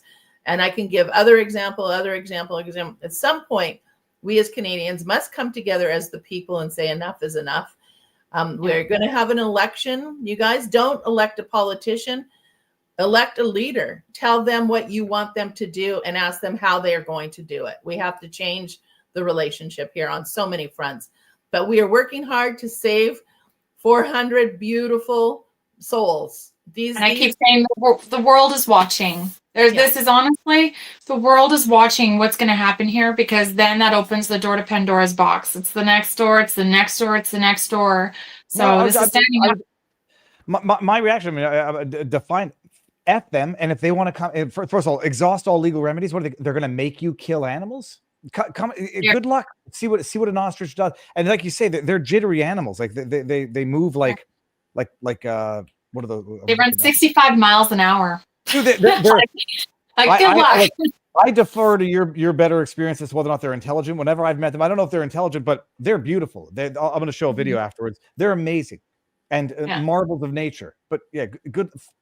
It is human abuse to even suggest to an owner that they have to go slaughter 400 ostriches. Cruel and unusual treatment for them, what they are putting this family through right now, and to put to them the responsibility of killing family members, because I think anyone who knows this family and the interaction that they have with these family members that have been part of their lives for some 34 years, hey Katie? Is we raised them in that house. Crueler. I can't think of any crueler abuse, and they know it. Otherwise, why would they give them a link to mental health aid? Like it's setting it up. They want H5N1 to be the next COVID, and this is how they have to start. It's not going to be. We're going to stop it here. It's not going to be. This isn't going to be another pandemic, because we're going to stop it as the people.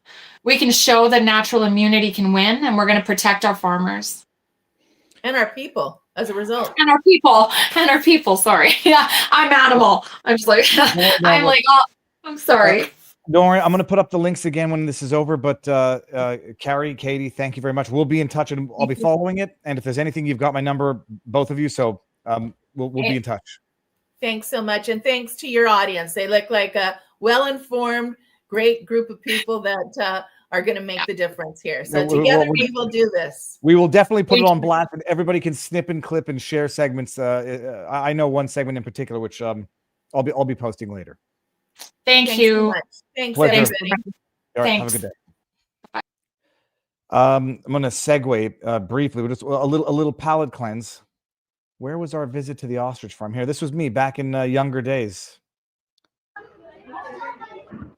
Oh my gosh! That was after it bit me. Actually, it bit. Did you do that? That's an emu. That's why. Oh, okay, we gotta go. We're out of here. Leaving without us. I think that was an emu. Later, that's an ostrich. There you go. Oh yeah! Look at that! Oh my gosh! That thing would disembowel me if it was given the opportunity. What do you have to say? Oh my gosh. All right. That, by the way, it didn't like my breath, and when it shook its head, fluid came out of its mouth into my face. That was years ago. People, don't test me for avian flu. Atrocious. It's atrocious. We're going to end with something of a white pill. The government, I guess it's not a white pill, because it's what individuals have to do to help their brethren when the government screws everything up. If you don't know Ginger Ninja, you'd know him. He's from our community. Awesome guy. Let me see. I see him in the background here. He is involved in an initiative. Where's your hair, David? That was back in the day. I got to see what year that was. There were some that were pre-COVID and then during COVID. I think that was pre-COVID. I was in a suit. So, all right, whatever. Ginger Ninja, you may know him from our locals community. He's doing something amazing that also deserves to be put on blast for the best possible reasons. Ginger, you'll see why he's called Ginger Ninja in 3 seconds. 2, 1. Sir, how goes the battle? You look younger than the last time I saw you. Lost a couple pounds, maybe. Okay, not too many. Good. I don't know. Thank you. You look good. You look good. Sir, tell everybody who may not know who you are. Your sound is perfect. Tell everybody who may not know who you are. Oh, man. So I've been, I go by Ginger Ninja online. That was a video game handle I had when I was 12, and just stay mostly anonymous online. But anyways, I Air Force veteran from Tennessee, and now a carpenter, and just kind of a good old boy that couldn't make it through college, decided to join the military, and yeah, done a little bit of everything. Okay, well, the But, carpenter is it where was it's it was gonna come funny that the guests y'all had talking about the ostriches. I worked. It's like a Napoleon Dynamite story. I worked at a chicken farm for a couple of years here in Tennessee, and it's pretty wild. I say I've seen it chicken. I know like people who have small farms up in Quebec, but my exposure was the ostrich farm in Quebec. They got a lot of ostriches. They're amazing. When I was trying to say they move like iguanas, and someone said they're basically dinosaurs. Like you spook one, they all run like straight out of like a velociraptor out of Jurassic Park. I hope Carrie Kate. Those birds are powerful too. No, Just they're those, just the roosters in the pens that we dealt with, they were 25 pounds, which is big, and they would just beat the snot out of you. But oh yeah, well I knew we had to someone be who we had to be nearly really died. careful with diseases and stuff too. We showered in and showered out. Had a different change of clothes in the facility and everything. It was wild. But my mother-in-law's friend was nearly killed by a rooster because it punctured her femoral artery. It got up, used the foot, and punctured the femoral, and she nearly bled to death. Yeah. Don't mess around with those little messers. Now you said carpenter, so I'm going to bring this up because Ginger, this is what's going. I don't know if I'm going to play the whole thing. Do I play the whole thing? It's a minute. Save that one till a little bit. Okay. Hey, pull up the you've got some carpentry I did right back there. Oh yeah, hold on a second. Here. Let me hold on. Open this. This is something's going to fall as I do this. This is now you didn't do the pieces. The pieces come from France, but this board, if you can see it, elevated, embossed, heavy like you can't possibly imagine, beautiful. Made that is black walnut, maple. It's actually slightly curly maple, and the perimeter there is cherry. All here in Tennessee from a local sawmill.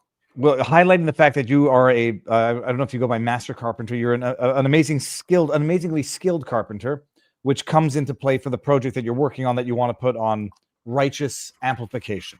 Yeah, for sure. So I wanted to talk about, and Viva's given me this platform to the above average community. An organization I found not long after I got discharged out of the Air Force. I found them in 2016. This group of firemen, for the most part, firefighters, based out of New York, but they have members from all over the eastern half of the states. We're building a home for a disabled vet near me in Tennessee, and so I knew a couple of veterans, and they heard about it. And so I went out there for a couple of days and helped them on this home build. And it was just in the couple of days I participated, it was life changing. And I was like, these guys are the real deal.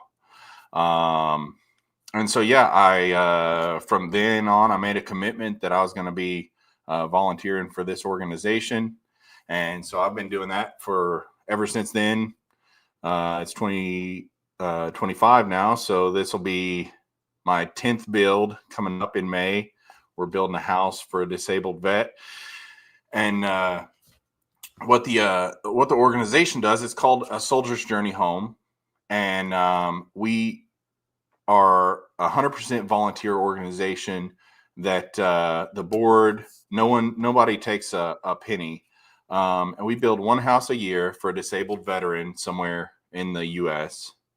And we just try to raise funds to help cover costs. We partner with some companies as well that'll help give donations, but it's all by hand.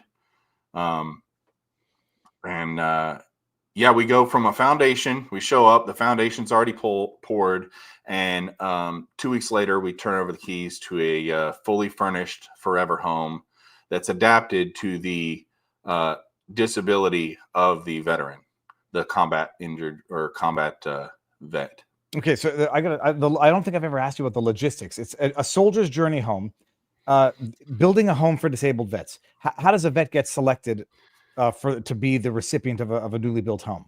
Great question. So that is above my head. I'm just a grunt, but the board partners with some other organizations, and they compile a list of veterans in need, and they go through basically kind of the qualifications, as it were, the level of need, you talked about the logistics, like if it's going to be possible to build for them in the area, if we can secure a lot, a location for the site, all that stuff. And then they do interviews with the different potential veterans, and they kind of go through a process, okay, narrowing it down, and they choose one to build for the next year. And if I may ask, I'm just curious question. Yeah. From including the foundation, what's the hard cost? Set aside the time of volunteers. Like, what's the actual cost of laying a foundation, then materials and building? So like I said, we are able to usually secure some material donations from businesses and stuff, but we have a large crew of people, as you can imagine, to get a home built, drywalled, painted, trimmed, windows, siding, roofing, all that stuff in 2 weeks. We got a pretty big crew of people. So we try to get as many material donations as we can. And then it's about 120 grand that we have to raise every year. And that's for the veteran and their home and furniture and all that stuff, whatever we can't get donated, and then also the housing of all the people that come in. Okay. And so we fill up a couple hotels, and they feed us while we're there. So all that food and stuff has to get cooked. It's an amazing time. So you do half to three quarters of the volunteers are active or retired firemen, firefighters. And you do one house a year, one house, one veteran a year? Yes, we do. I say just one a year because the volunteers are taking their leave, their vacation time every year, paid, or they take time off of work unpaid to travel to wherever the location is to build this house. So we can't do that 50 weeks out of the year. And also, like you talked about, the logistics and everything is something they get started on right after the last build. We complete it. They start seeking out a veteran, vetting process, finding a location, getting plans drawn up for the house. It's amazing. I sent you, if anyone feels like they'd like to participate financially, that is where we're in the most need. A Soldier Journey home was founded in 2014. And so I actually caught them on their second ever build. And the group that founded it had already been together traveling around after natural disasters. Yeah. And helping after hurricanes and tornadoes and stuff, clearing debris, just whatever, if there was needs. And it was out of the firemen in New York, after all the support after 9/11, they wanted to give back. And then in 2014, they founded Soldier Journey Home and decided they're going to pick combat vets, disabled veterans, and build them a forever home. So it's amazing. And so it's like kind of like camp. It's 2 weeks where everybody gets together and they put a house up from a foundation in 2 weeks. And after that, exhausting camp in the world. Cut the ribbon, and you get to go back to real life, everybody's jobs after 2 weeks of arduous labor to build a house from the foundation. Yeah, it's the most amazing thing. You get to, as me being blessed enough to be a volunteer, you get to work a lot of long, hard hours, but you get to turn over the keys to a forever home that will change this veteran's life and their family's life for forever, for the rest of, and it's mortgage free. They just have a home that, like you mentioned, is they probably should have been taken care of already, but we'll step in and fill in the cracks, and we're glad to do it. It's amazing. Now, the video that you said play later, this is a 1-minute video showing. Pull up the. Sorry, I sent you a couple. Pull up the one. The last video. Well, that one's good too. That one's nice and short. Pull up the one of the last video I sent you. What was it called? A Soldier's Journey Home. Time. There's one. It says a soldier's journey home through the years. Through the years. That one. Okay, pull that one up. That one's pretty good. You'll get to see. The video is going to go over before you play it.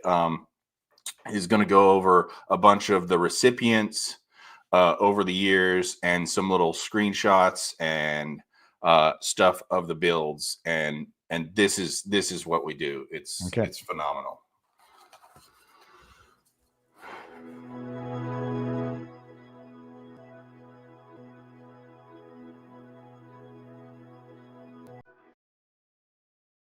Each year we come together to build a home in only 12 days, drawing more than 150 volunteers from all the nation who return year after year because they believe in the mission. 2024, we celebrated a decade.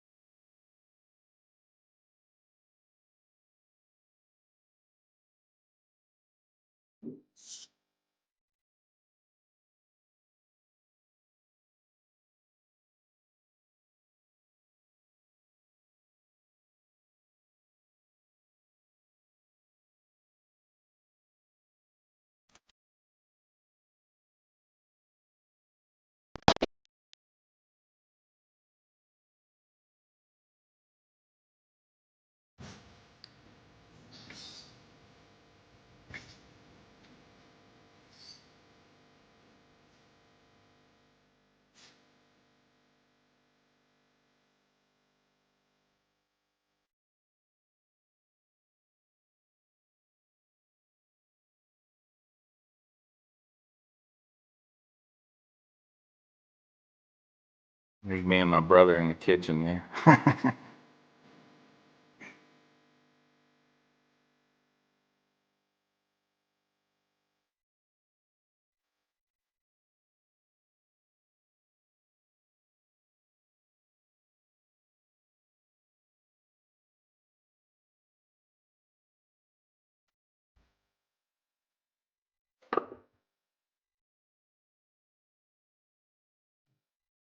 Well, that's amazing. Yeah. It's pretty cool, huh? Sorry. A lot of memories in there. It's pretty cool. That ceremony at the end is amazing. If you can, I got onions in here. They live stream the ceremony too. So if whether you donate or not, if you follow A Soldier's Journey Home on Facebook, it'll be live streamed there, and it'll either be live streamed or posted on YouTube as well. A Soldier's Journey Home. This is the logo. It's an amazing thing what we do. Ginger, you do have a Rumble channel and you are on the Twitterverse, if I'm not mistaken. What are those? Yes. First of all, you're doing another one in the upcoming near future, not far. I don't know if I'm allowed disclosing anything. Yeah. Can I talk about our next recipient just a little bit as well? Yeah, so please, if you feel like participating financially, that's where we have our need. We've built a crew of firemen, police, veterans, and skilled tradesmen. That we have a really good crew for putting these up together, and we've got a system down and everything, but we're always in need financially to cover the build. often when we start the build, we don't have the finances to finish it. That's where, like I said, that's where the need is. So I'm out here taking it upon myself to advocate. I'm not a board member or anything, but even if I was a board member, no one takes a penny. Everyone does this just out of the love they have for it and a feeling of needing to return some gratitude. So this year's build is going to be in Augusta, Georgia, and this is going to be for Army Sergeant First Class David Mathis. He was in the Marine Corps and the Army, and he lost both legs to an IED in 2017 on deployment. And he was back doing physical training and stuff 18 months later after his after losing both legs. He's got a wife and 2 kids and works as a part-time mechanic. And yeah, he's in need of a home that fits him.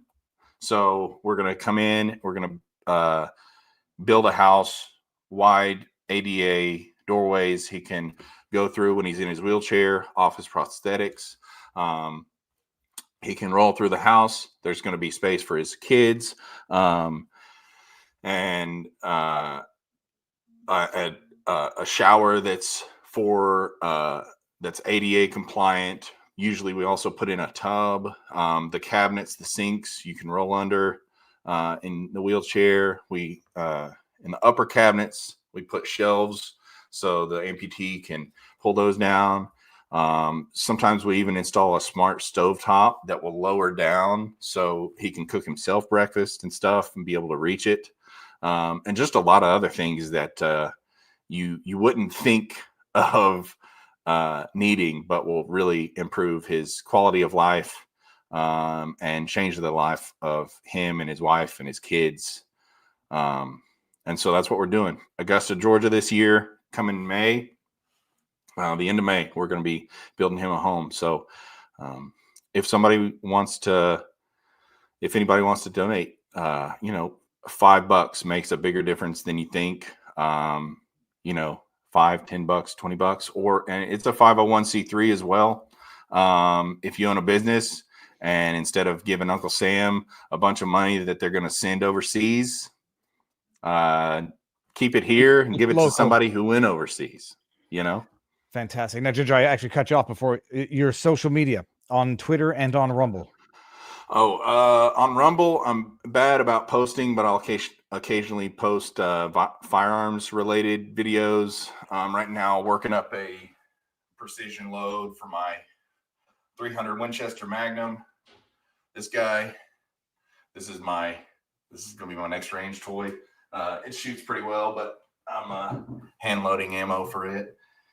So Ginger Ninja 1776 on Rumble. I think so. Let me go double check. I wonder why that. I'm pretty sure it's Ginger Ninja 1776, and I'm not super active on Twitter. Mostly the stuff I share is like Robert Barnes putting somebody on blast or something. Just it's Ginger Ninja 1776 on Rumble, and Ginger, I might see you up in Augusta. In fact, I think I'm going to that. That is the plan.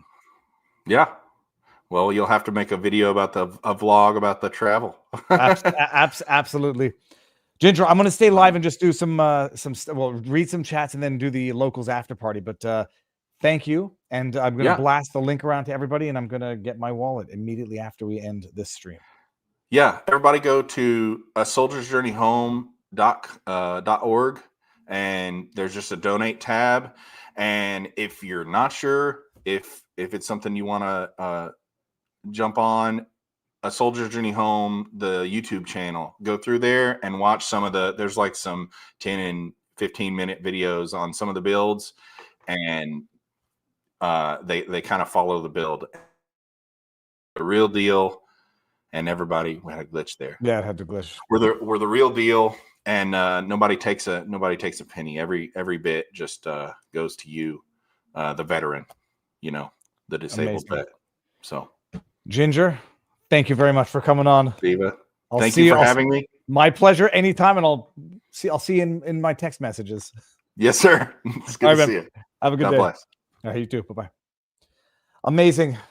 What I wanted to do was bring up, what was I just about to bring up?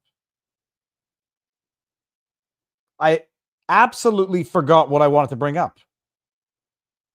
Yeah, forget it. Oh no, I'm such a senile buffoon. I wanted to bring up the Rumble rants over on Rumble, and then we're going to go over to vivabarneslaw.locals.com for the after party. We got Midnight Queen says, Viva, if you're going fishing, rescuing wildlife, etc., you might want to invest in a good multi-tool like a Leatherman. You never know when it will come in handy. I have so many. I got so many. I just didn't have one that particular day. PJ Park JD. I know who you are, PJ. You got yeeted from. Thanks for the afternoon rage. I was late because I was banned from X without warning. Find me on Locals. PJ Park. Papa Juliet Park. Or Truth Social. PJ Park JD, which stands for Juris Doctorate, if I'm not mistaken, because I believe he's a lawyer. You are a lawyer. And we got King of Biltong. Biltong Mecca coming soon. Get yourself some Biltong packed with B12, creatine, iron, zinc, and much more. Available at Biltong USA. Use code VIVA for 10% off. All right, people. It wasn't supposed to be a rage-inducing show, but it was. And at least we end with a bit of a white pill. We're going to go over to vivabarneslaw.locals.com for the after party. It'll be a shortish one. I got to walk some dogs, and smelling by the waft of urine in my home studio, I believe Pudge might have had a bit of leakage as she's sitting there lying in her bed. Look at this. Hold on a second. This is what I get to look at. Not even complete. Look at this. Come on. How cute is that? Both of those dogs. Winnie the blind Westie, Pudge the paralyzed puggle, curled up in her bed. So we're going to take the party on over to Locals right now. Give me and it will not only be for the